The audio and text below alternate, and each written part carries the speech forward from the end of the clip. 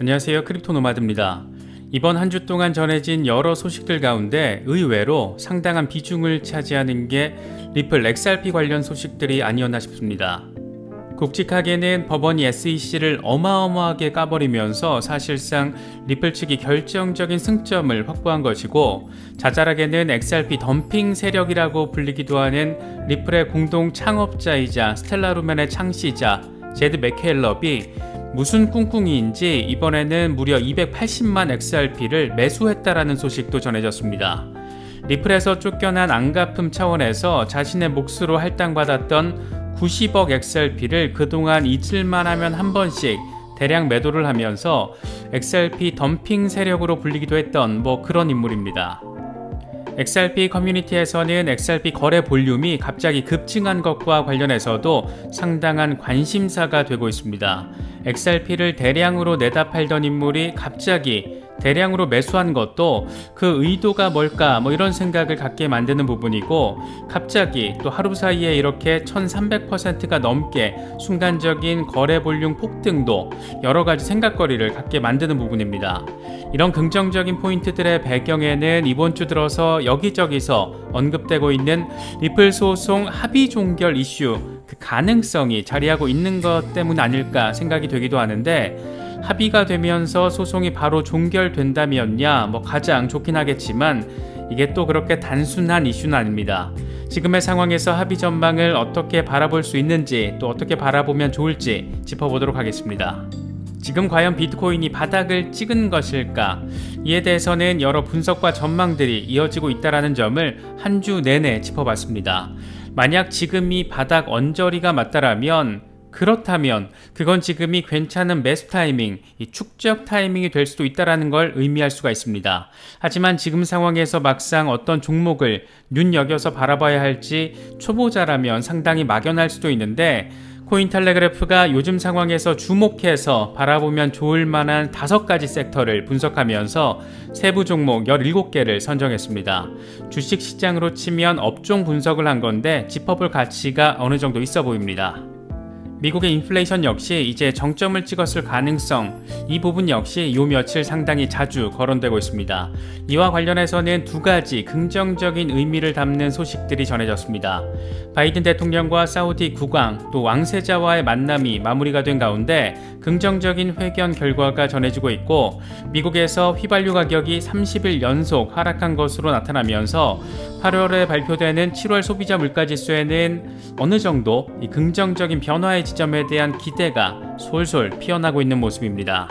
주말이기도 하고 휴가 시즌이기도 하고 시장은 약세장이 이어지고 있기도 하고, 시장을 바라보는 입장에서도 또 시장 정보를 분석하는 입장에서도 이래저래 기운내기는 쉽지 않은 시기인 것 같습니다.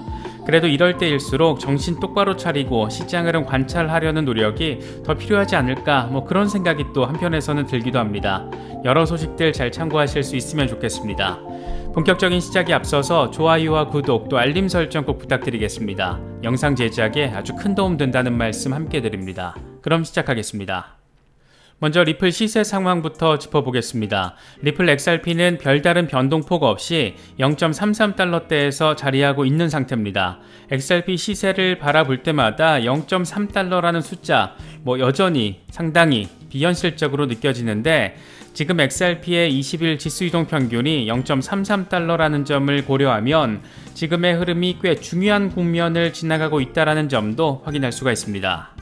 XRP의 시세 흐름과 관련해서 코인텔레그래프의 기고가 라케시 우페드히에는 XRP는 0.3달러의 강력한 지지선에서 반등해서 황소 세력이 활력을 가지고 방어하고 있는 상황이다라고 진단했습니다. 그러면서 XRP가 20일 지수이동 평균이 자리한 0.33달러 아래로 유지될 경우에는 감정이 여전히 부정적이고 트레이더가 랠리에서 매도하고 있다는 것을 의미한다. 이럴 경우에는 곰 세력이 0.3달러 아래로 다시 끌어내리기 위해서 시도를 할 것이다. 이게 만약 무너지면 XRP는 삼각형 하락 패턴을 완성할 수가 있는데, 이럴 경우에 하락 추세가 다시 시작된다는 것을 의미한다. 반면 가격이 지금 수준에서 상승하고 하락 추세선 위로 올라설 경우에는 하락 삼각 패턴이 무효화된다. 봄 세력이 실패할 경우에는 0.45달러를 향해서 상승할 수 있다라고 전망했습니다. 시세는 다소 지지부진하지만 최근 거래 볼륨이 하루 사이에 순간적으로 폭등한 부분이 특히나 눈에 띕니다. 센티멘트는 현지 시간으로 금요일 밤 1시간 동안 XRP 거래량이 갑자기 최대 187억 달러까지 급증하면서 이상 현상이 목격됐다. 이건 어쩌면 주말을 거치면서 일상적이지 않은 가격 조치가 나타날 수도 있다라는 점을 의미하기 때문에 모니터링할 가치가 있다. 이렇게 설명하기도 했습니다. 함께 공유한 차트를 보면 오른쪽 아래쪽에 이 보라색으로 표시되어 있는 게 XRP의 거래 볼륨인데 이게 현지 시간 기준으로 금요일 밤 11시에서 12시 사이에 갑자기 187억 달러까지 급등한 것을 확인할 수가 있습니다. 거래량이 활발하다는 것은 당근 긍정적인 의미로 볼 수 있는데 이게 주말을 거치면서 앞으로의 시세 변화에 어느 정도나 긍정적인 영향을 미치게 될지 주목되고 있습니다. 공교롭게도 갑자기 거래 볼륨이 폭등한 날 리플의 공동 창업자이자 동시에 리플에서 쫓겨나서 스텔라루멘을 만든 제드 맥켈럽이 XRP를 무려 280만 개를 매수했습니다. 이 양반은 리플에서 쫓겨난 뒤에 자신에게 할당된 XRP 90억 개를 잊을만 하면 한 번씩 대량 덤핑을 하면서 XRP 시세 상승에 부정적인 영향을 안겼던 것으로 평가받는 인물이기도 합니다. 최근 들어서도 XRP를 대량으로 매도하면서 지갑에는 277만 XRP만 남아있어서 이제 제드 맥켈럽의 매도 폭탄도 다 끝났다 뭐 이런 말들이 많았는데 이번에 의외로 갑자기 280만 개나 매수를 하면서 그의 지갑에는 현재 XRP가 530만 개가 담겨 있는 상황입니다. 일각에서는 제드 맥켈럽의 이번 대량 매수로 인해서 XRP 거래 볼륨이 폭등한 것 아니냐 뭐 이런 말도 하고 있는데 제드 맥켈럽의 지갑 거래 내역을 확인해보면 제드가 280만 XRP를 사들인 시점은 15일 아침 7시 56분입니다. XRP 거래 폭등이 이루어졌던 시점이 15일 밤 11시부터 12시 사이였기 때문에 이때 거래 볼륨은 제드와는 직접적인 연관은 없는 것으로 생각해 볼 수가 있습니다. XRP 시세는 흐물흐물하지만 거래 볼륨이 일시적으로나마 치솟은 것은 어쨌든 반가운 소식입니다. 지금 벌어지고 있는 상황만 놓고 봤을 때는 리플 소송에서 이 긍정적인 분위기가 퍼지면서 XRP 거래 볼륨을 자극한 게 아닐까 뭐 이런 추측은 충분히 가능할 것 같습니다.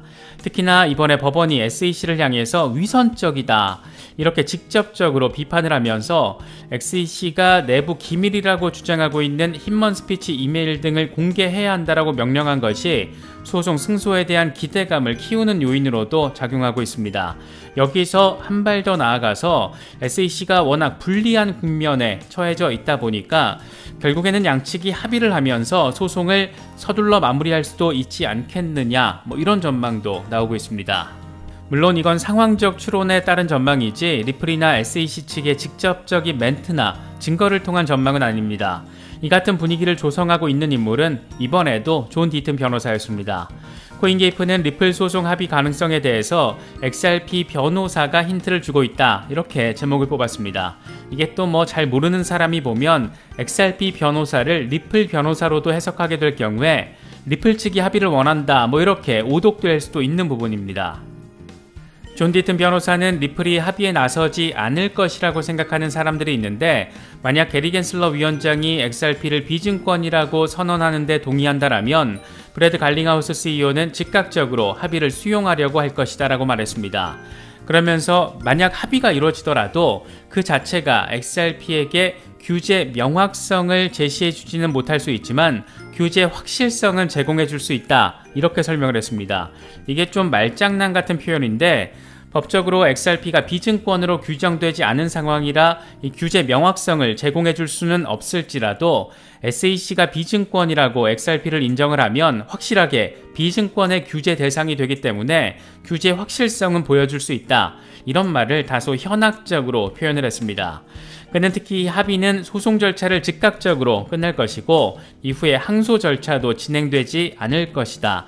만약 리플이 약식 재판에서 승소할 경우에는 SEC는 항소를 진행할 가능성이 충분하다. 이렇게 설명하기도 했습니다. 디튼 변호사는 그러면서 합의를 통해서 SEC가 XRP를 비증권으로 선언을 하면 여러 거래소들이 다시 XRP를 상장할 것이다.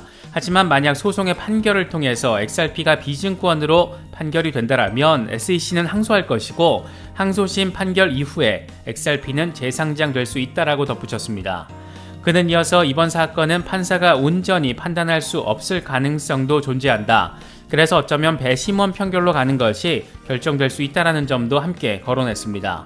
현재 여론 분위기는 리플 측에 절대적으로 우세한 상황을 보여주고 있기 때문에 만약 배심원 판결로 갈 경우에 리플 측의 승소 가능성이 좀 더 엄청 더 커지는 방향성에 초점을 맞출 수가 있습니다. 물론 이건 순전히 디튼 변호사 개인의 생각인데 그도 이런 점을 인식해서인지 이런 말을 한다라고 해서 지금 합의가 임박했다라는 것을 의미하는 것은 아니다. 이렇게 조심스러운 모습을 내보이기도 했습니다. SEC가 어떤 방식으로 대응을 하게 될지는 조금 더 지켜봐야겠지만 확실히 법원이 지금의 SEC를 무척이나 괘씸하게 생각한다라는 점은 분명하게 이번에 공개가 됐기 때문에 뭔가 예상을 뛰어넘는 반응이 나올 수도 있지 않을까 괜히 더 기대를 하게 되는 것 같습니다. 지금 과연 비트코인이 바닥을 찍은 것일까? 지금은 매도 타이밍이 아니라 매수 타이밍인 것일까? 이런 부분을 놓고 고민이 깊어질 수밖에 없는 그런 시기가 또 지나가고 있습니다.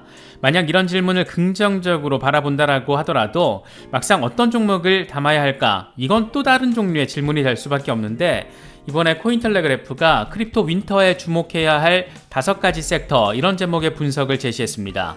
주식으로 치면 5개 업종을 갈래치면서 나름의 분석을 제시하며 이 세부 종목 17개를 선정해서 공개한 겁니다.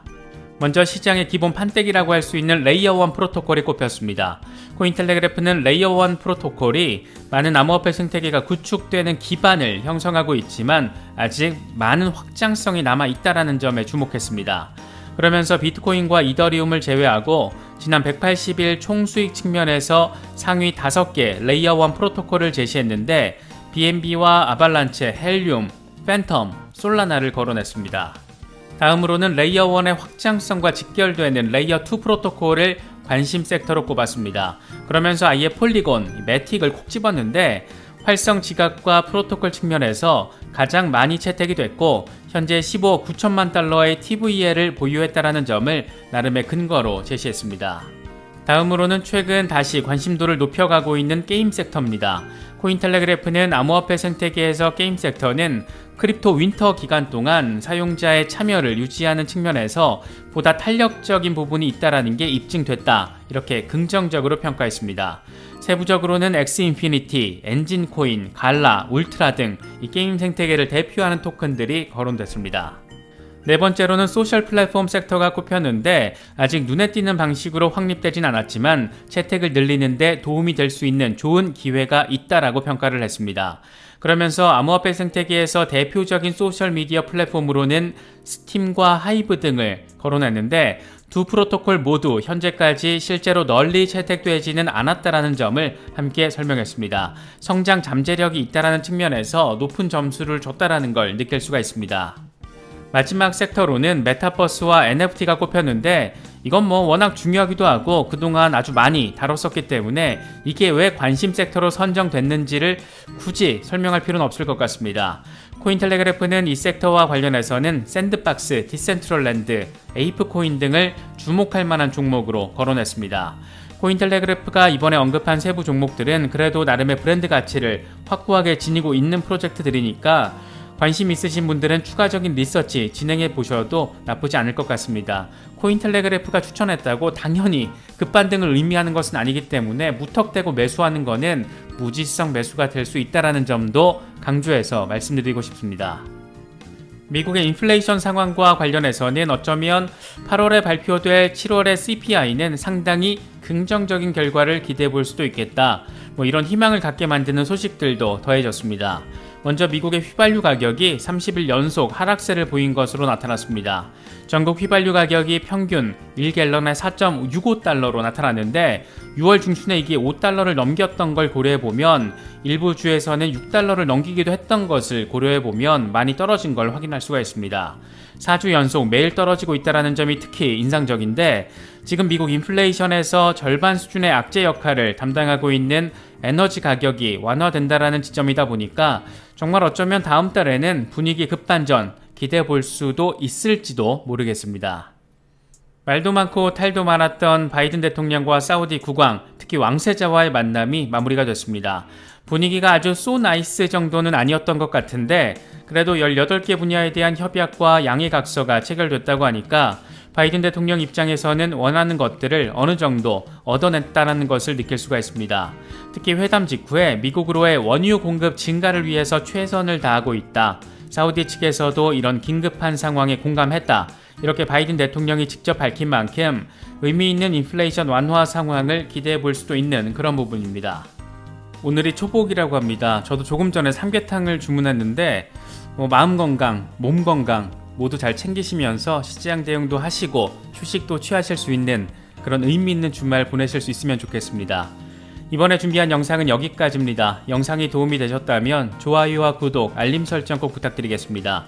영상 제작에 아주 큰 도움 된다는 말씀 함께 드립니다. 언제나 성투하시기를 기원하겠습니다. 시청해주셔서 감사합니다. 지금까지 크립토 노마드였습니다.